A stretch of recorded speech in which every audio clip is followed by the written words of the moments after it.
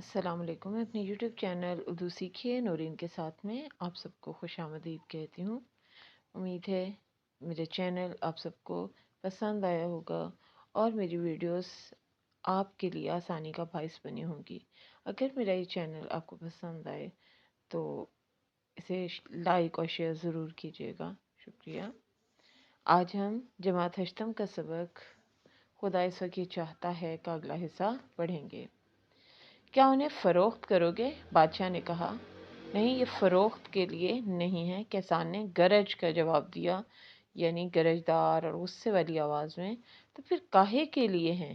بادشاہ نے پوچھا، یعنی دریافت کیا. تم کیوں پوچھتے ہو؟ یعنی دریافت کرتے ہو. کسان اپنے مخصوص گونجدار لہجے میں بولا. بھئی، میرا جی چاہتا ہے کہ قیمت دے کر تم سے 2-4 خربوزے خریدوں. بادشاہ نے قدرے نرمی سے کہا. نہیں، ہرگز نہیں.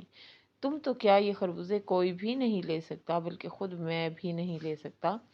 کسان نے زیادہ کرخت لہجے میں جواب دیا، یعنی سخت لہجے میں. تو پھر تم انہیں کیا کرو گے؟ بادشاہ نے پوچھا، یعنی دریافت کیا.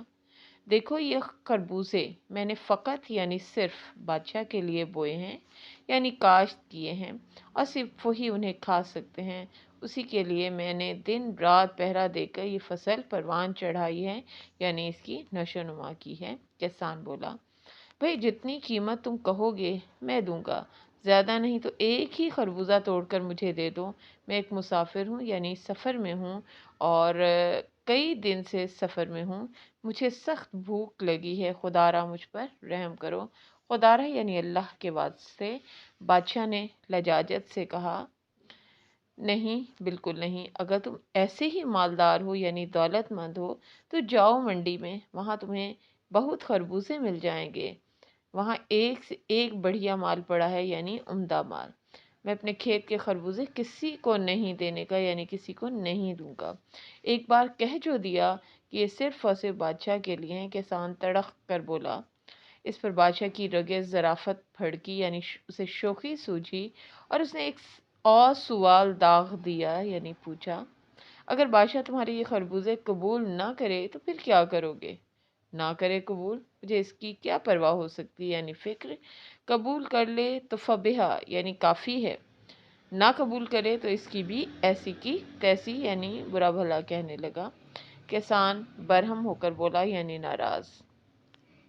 اب بادشاہ کے پاس اس کے سوا کوئی چارہ نہ تھا، سوا یعنی علاوہ. چارہ نہ تھا یعنی راستہ نہ تھا کہ بھوکے پیٹ وہاں سے رخصت ہو جائے، یعنی چلا جائے. وہ کوس بھر چلا ہوگا کہ اس کے ساتھی اسے تلاش کرتے کرتے آ پہنچے، یعنی اس کی جستجو کرتے یا اسے ڈھونڈتے. بادشاہ دارالسلطنت یعنی دارالحکومت میں واپس آ گیا. کسان سے ملاقات یعنی میل جول کا واقعہ، یعنی قصہ. جب کبھی اسے یاد آتا، دل دل میں ہنستا، یعنی مسکراتا.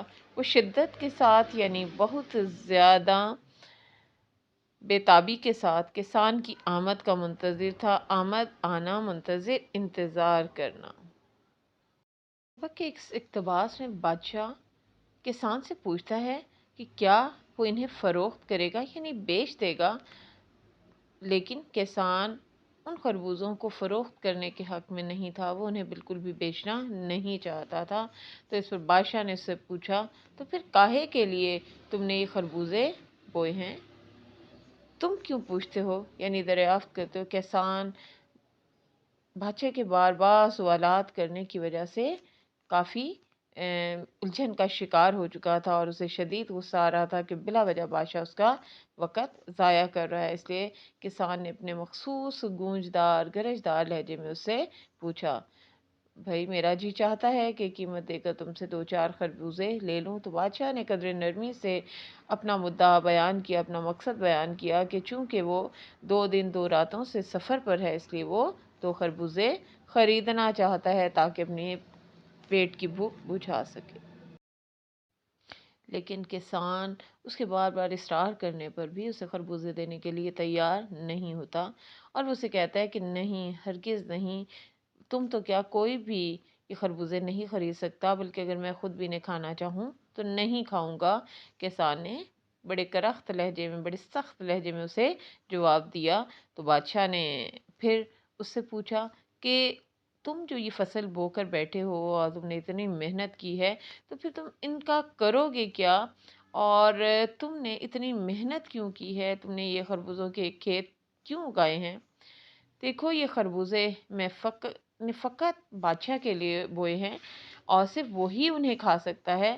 اس پر کسان نے بادشاہ کو جواب دیا کہ وہ یہ فصل پر جو اس نے محنت کی ہے صرف اور صرف اپنے بادشاہ سلامت کے لیے کی ہے، کیونکہ وہ ان کی بڑی عزت کرتا ہے، ان کو بڑا احترام کرتا ہے اور ان سے بڑا پیار کرتا ہے، اس لیے یہ خربوزے کے کھیت اس نے ان کے لیے بوئے ہیں اور دن رات محنت کرنے کے بعد اس نے یہ فصل پروان چڑھائی ہے اور رات دن پہرا دے کر وہ اس کی حفاظت کر رہا ہے۔ کسان بولا، بھئی جتنی قیمت تم کہو گے میں دوں گا، زیادہ نہیں تو ایک ہی خربوزہ توڑ کر مجھے دے دو۔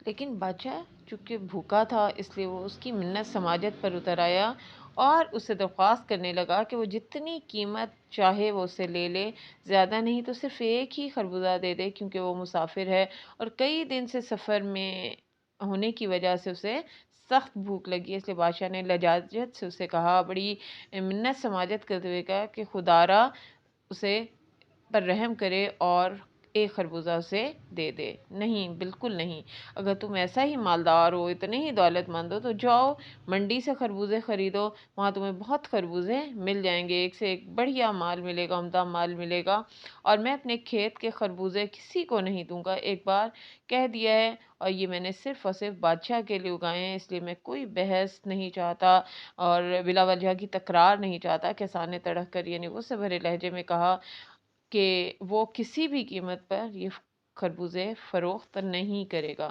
اس پر بادشاہ کی رگیں ظرافت بھڑکی اور اسے شوخی سوچی تو اس نے مسکراتے ہوئے اور مذاق کرتے ہوئے سے پوچھا کہ اگر بادشاہ تمہارے یہ خربوزے قبول نہ کرے تو پھر کیا کرو گے؟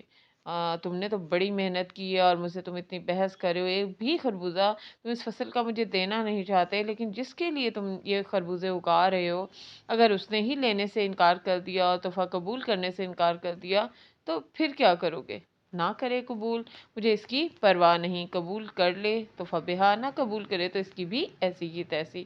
اس پر کسان غصے میں آ جاتا ہے اور بڑے غصیلے لہجے میں کہتا ہے کہ مجھے اس کی پرواہ نہیں ہے کہ وہ قبول کرتا ہے یا نہ نہیں قبول کرتا، بادشاہ اگر اسے قبول کر لے تو یہی کافی ہوگا، اور نہیں قبول کرتا تو اس کی بھی ایسی کی تیسی، وہ اسے بھی برا بھلا کہنا شروع کر دیتا ہے اور کافی ناراض ہو جاتا ہے اور بادشاہ کی یہ بات اسے برداشت نہیں ہوتی۔ اب بادشاہ کے پاس اس کے سوا کوئی دوسرا راستہ نہ تھا، کوئی چارہ نہ تھا کہ وہ بھوکے پیٹ ہی وہاں سے رخصت ہو جائے، چلا جائے۔ تو وہ کوئی کوس بھری چلا ہوگا، تھوڑا سا فاصلہ ہی اس نے طے کیا ہوگا کہ اس کے ساتھی اسے ڈھونڈتے ڈھونڈتے آخرکار وہاں آ پہنچے اور وہ بڑے خوش ہوئے کہ بالآخر وہ بادشاہ کو تلاش کرنے میں کامیاب ہو گئے ہیں۔ تو بادشاہ دارالسلطنت میں واپس آ گیا، دارالحکومت واپس پہنچ گیا، لیکن وہ کسان سے ملاقات کا وہ واقعہ فراموش نہ کر سکا۔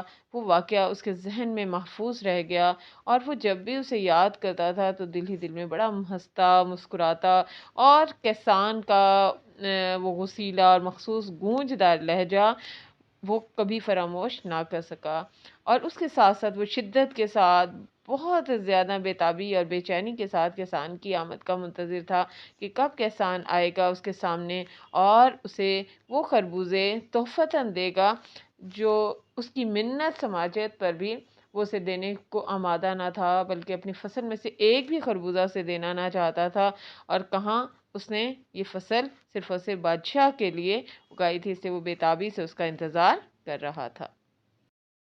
امید کرتی ہوں میری چھوٹی سی کاوش آپ سب کو پسند آئی ہوگی، اس طرح پڑھا کر ہم اپنے طلباء و طالبات کے لیے آسانیاں فراہم کر سکتے ہیں اور بآسانی انہیں سبق کے اہم نکات یاد کروا سکتے ہیں۔ شکریہ۔